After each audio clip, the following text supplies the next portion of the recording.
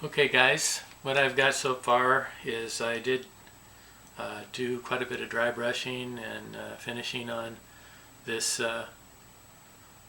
Godzilla, and now I'm ready to put the fins on the back, which I have done a little bit of painting on while it's on there.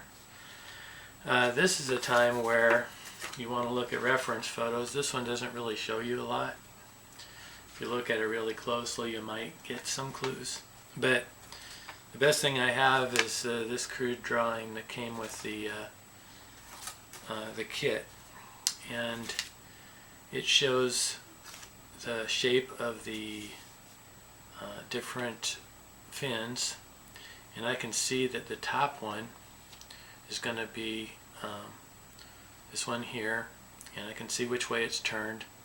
And unlike a lot of kits, which is nice if it has a place where you know it's going to go, it even sometimes is numbered, this doesn't have hardly any indication of where it's going to go. And it looks like from this photo that there's some interlapping of those fins. So I will just do what I know, which is I do know where the first fin goes, and I do know which position it's in. So I'm going to take my cutters here. I'm going to cut this one off the tree. Then I will take file and I will take off the excess so it's flat.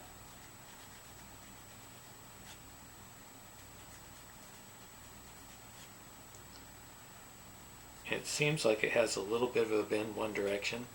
A lot of times these fins will kind of go one direction and another direction slightly. It helps them fit without having so much overlap on them that they are hard to paint. Some people do like to paint them once they're on the Godzilla. So I test fit it, and I can see about where it's going to go.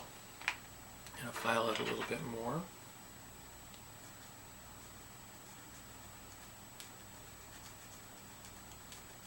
You can use sandpaper as well. This file works a little faster. Sometimes you can put the file down and you can just move it along there. The excess off of there. Okay. So I know which direction it goes on there and about where it should go. I sort of fit it on. So now I'm going to take a little bit of super glue. Just put a spot on there where it goes. And I'm not going to use the baking powder in this case, because it's kind of messy if you've already painted the model.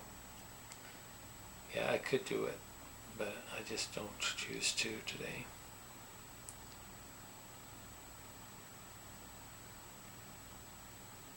Okay, so that's how it will look.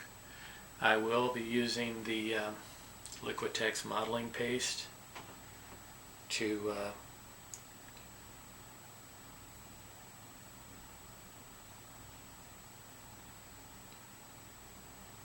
fill any cracks or anything and kind of make it a little bit of a stronger bond. And then of course I'll have to paint that with acrylics, and then maybe I'll hit it with a little bit of a wash of the general color here. As far as the washes and the dry brush went, I did kind of pinkish brown on the chest and neck, went more with bluish greens on the top, and then I used that off-white on the top of the fins. And I think maybe I went a little bit too strong on that. up here, so I might mute that down. And I might want to make it a little stronger on the tips of the fins themselves, especially the bigger ones. So that is how I will continue. The next time you see it, I should have this puttied and all the scales or all the fins on there and glued on, and I'll do the painting. So we're getting really close to the end of this. Once I get those on and I get them to look right, the next thing will be to put gloss on the eyes and mouth, and a satin finish on the nails, on the claws. And then we're about done. So there should only be a couple more videos, or maybe only one more, so keep watching. Thanks. Bye.